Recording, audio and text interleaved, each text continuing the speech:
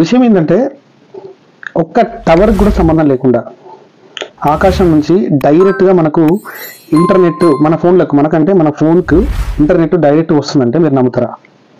Yes, మీరు వింటున్నది నిజమే. డైరెక్ట్గా మీ ఫోన్కు ఇంటర్నెట్ వచ్చే అవకాశం రాబోతుంది. ఇది నిజం.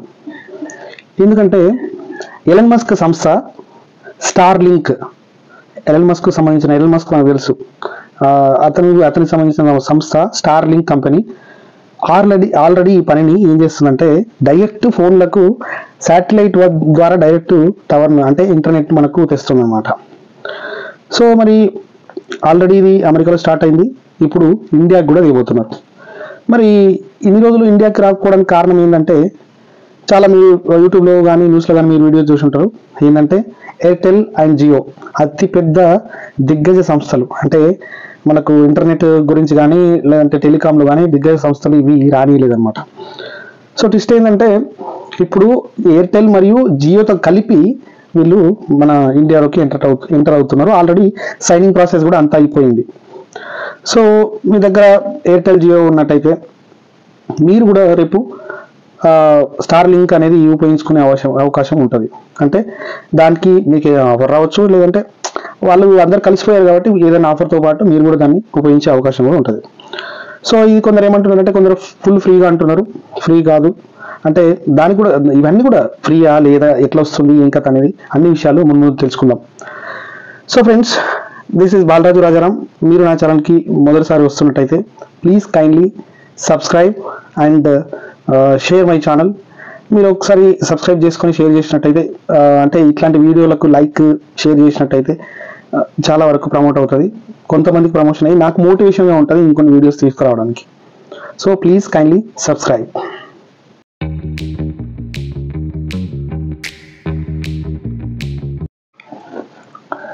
సో మనకు మొదటగా చూసుకున్నట్టయితే మస్క్ అంటే ఎలన్ మస్క్ అంటే ఎవరని మనకు తెలుసు.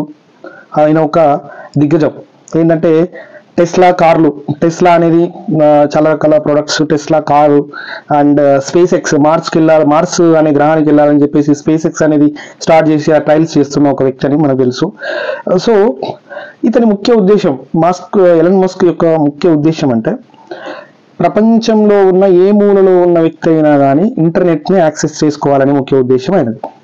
సో లైక్ ఏంటంటే ఇప్పుడు మన దగ్గర హిమాలయస్లో కానీ మన దగ్గర చూసుకున్నట్టు హిమాలయస్లో కానీ కొండల్లో కోణల్లో ఇంకా చాలా ఇంటీరియర్ ఏరియాస్లో ఉన్న ట్రైబల్స్ కానీ లేదంటే సముద్రంకి వెళ్తున్న మర్చెంటైజ్ వీళ్ళు ఎవరైతే ఉన్నారో చేపల వ్యాపారులు ఎవరైతే ఉన్నారో వాళ్ళకి కానీ ట్రెక్కింగ్ చేస్తున్న వాళ్ళకి కానీ చాలా అంటే వీళ్ళకి అంటే వాకింగ్ చేస్తారు వాకర్స్ ఉంటారు కదా, అంటే వాళ్ళు వెళ్తూ ఉంటారు. సో ఆ వాకింగ్ వెళ్తున్న వాళ్ళకంటే డైరెక్ట్గా వాళ్ళు ట్రావెలింగ్ చేస్తూ ఉంటారు ట్రావెలర్స్ కానీ వీళ్ళందరికీ ఉపయోగపడుతుంటుందని చెప్పేసి ఆయనకు ఉద్దేశం అనమాట. సో మన ఇండియాలో కొడైకెనాల్, ఊటీ అక్కడక్కడ మనకు చాలా సిగ్నల్స్ అనేవి అప్ అండ్ డౌన్ జరుగుతూ ఉంటాయి. సో ఈ అందరికీ సమానంగా హై స్పీడ్ ఇంటర్నెట్ ఇవ్వాలి అనే ఉద్దేశంతో ఈ స్టార్ లింక్ సంస్థ అనేది ముందుకు వచ్చిందని చెప్పుకోవచ్చు. సో ఇంకోటి ఏంటంటే స్టార్ లింక్ ఫ్రీ అంటే ఫ్రీ కాదు, ఇది ఇప్పటికే యుఎస్ అండ్ ఆస్ట్రేలియాలో స్టార్ట్ అయింది. సో చైనా, రష్యాలో బ్యాన్ అయింది. ఎందుకు బ్యాన్ చేశారు అనేది మనం తెలుసుకుందాం. సో ఇప్పుడు మనం పాతకాలంలో ఇట్లా ఉండే ఒక యాంటెన్నా పెట్టుకుంటే అంటే కొంచెం ఇట్లా ఎస్టాబ్లిష్డ్గా యాంటెన్నా ఇట్లా సిమెంట్తో కట్టేసి పెట్టుకొని యాంటెన్నా పెట్టుకుంటూ వచ్చేది. మీరు ఆ ఫోటో షేర్ చేస్తే చూడండి, పాతకాలపు యాంటెన్నా. సో డివైస్ ఇప్పుడు ఏం చేయాలంటే యాంటెన్నా లాగా కాకుండా ఒక డివైస్ తీసుకొని ఆ డివైస్ ఎంత ఉంటుందంటే దాదాపు 20 నుంచి 30 వేలు ఉంటుంది ఆ డివైస్. సో సర్వీస్ ఫీ వచ్చేసి నెలకి 2 నుంచి 3 వేలు ఉంటుందని ఎక్స్పెక్టేషన్ జరుగుతుంది. సో 12 నెలల 30 అంటే 12 నెలలకి 36 వేలు, ఇది ఒక 30 వేలు, ఇది అంటే దాదాపు అటు ఇటుగా 60,000 రూపాయలు మనం ఖర్చు చేస్తే మనకు ఈ స్టార్ లింక్ అనేది అంతరాయం కలగకుండా మనకి ఇంటర్నెట్ అనేది వస్తుంది. సో ఇప్పటికైతే దీనికి హై హ్యాండ్ క్లయింట్స్ ఎవరైతే ఉన్నారో నేను చెప్పిన కదా ఇంతకుముందు ట్రావెలర్స్, ట్రెక్కర్స్ దీన్ని చాలా ఉపయోగకరంగా ఉందని చెప్పేసి కూడా చాలా వీడియోస్ మనం చూస్తూ ఉన్నాం. సో మరి రష్యా అండ్ చైనా ఇదాన్ని ఎందుకు బ్యాన్ చేసినాయంటే స్టార్లింక్ అనేది ఇంటర్నెట్ మానిటరింగ్ పాలసీస్ని, మాకు ఇంటర్నెట్ పాలసీస్ ఉంటాయి, ఇంటర్నెట్ మానిటరింగ్ పాలసీస్ కొన్ని ఉంటాయి, వాటన్నింటినీ స్టార్లింక్ అనేది బ్రేక్ చేస్తుంది. కాబట్టి ఈ సెక్యూరిటీ రీజన్స్ వల్ల మేము దీన్ని బ్యాన్ చేయడం జరిగిందని చెప్పి వాళ్ళు చెప్తున్నారు. సో ఇది నిజం అనమాట. సో నిజానికి ఇండియా కూడా అదే కోవలో ఉండే. కాకపోతే నిన్న ఉన్న ట్రంప్ గెలిచిన తర్వాత చాలా సమీకరణాలు వచ్చినాయి. ఉక్రెయిన్ తోటి ఇవన్నీ గొడవలు కావచ్చు, రష్యాతో వాళ్ళు కలిసి మాట్లాడడం కావచ్చు, ఇవన్నీ వచ్చినాయి. కాబట్టి మన దేశం తప్పు కూడా ఏం లేదు. ఖచ్చితంగా మనం కూడా దాన్ని యాక్సెప్ట్ చేయాల్సిన అవసరం ఎంతైనా ఉంది. ఎందుకంటే మనకు బిగ్గెస్ట్ ట్రేడ్ పార్ట్నర్ ఎవరంటే అమెరికా. కాబట్టి we have to be friend with America. కాబట్టి మనం ఏం చేయలేము. సో ఎందుకంటే India is not ready for fight with America, అంటే అమెరికాతో ఫైట్ చేయడానికి రెడీ లేదు.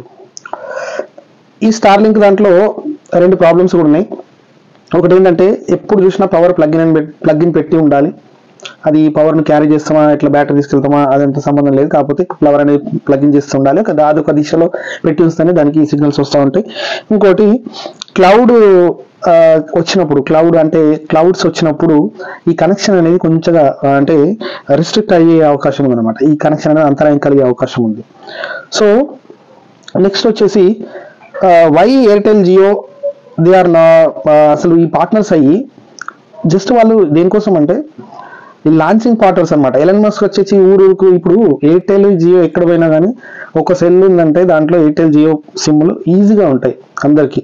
సో ఎన్నో కోట్ల కనెక్షన్స్ ఉన్నాయి కాబట్టి వాళ్ళతో కనెక్షన్ పెట్టుకుంటే వాళ్ళ ఎస్టాబ్లిష్మెంట్ కోసం అనేది కరెక్ట్గా ఉంటుందని చెప్పేసి కనెక్షన్ పెట్టుకొని వాళ్ళతో పార్ట్నర్ కావడం జరిగింది.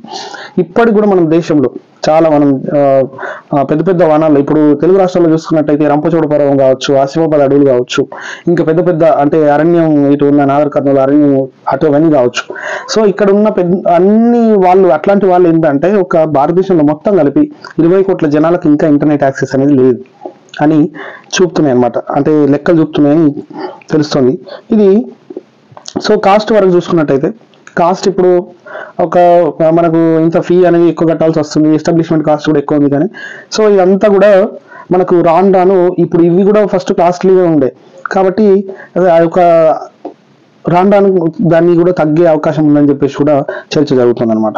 సో మీరు ఏమంటారు అంటే మనం ఈ స్టార్లింక్ అనేది వాడితేనే బెస్ట్ అంటారా, మీరు కూడా ఓన్లీ ఎయిర్టెల్ జియో ఇట్లాంటి నెట్వర్క్లు ఉంటేనే బెస్టా ఏంటనేది just drop the comment and please kindly like and subscribe.